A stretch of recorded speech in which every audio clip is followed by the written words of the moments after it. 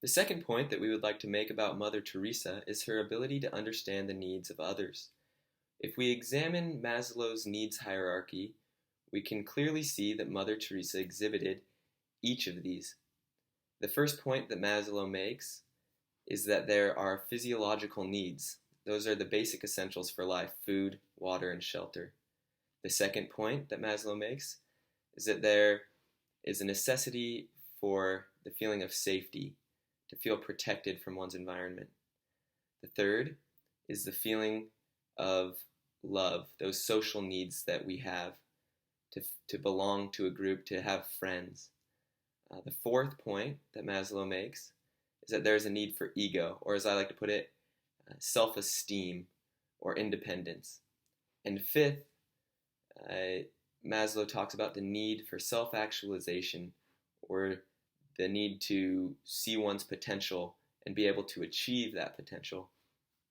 There is one specific event in Mother Teresa's life that exhibits these first 3 points very clearly. In 1982, during the siege of Beirut, there was a children's hospital located on the front lines of this battlefield. Mother Teresa was able to arrange for a ceasefire, at which time she was able to enter into this hospital with a group of volunteers and rescue 37 children. We know that their needs were not being met. Their physiological needs, I'm sure, were being depleted. Their ability to obtain food and water on those front lines was minimal.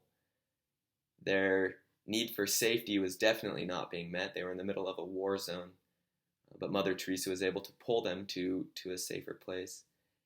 And I doubt their social needs were being met prior to Mother Teresa's arrival. But as Mother Teresa did arrive, that sense of belonging, that sense of love, I'm sure was very strong.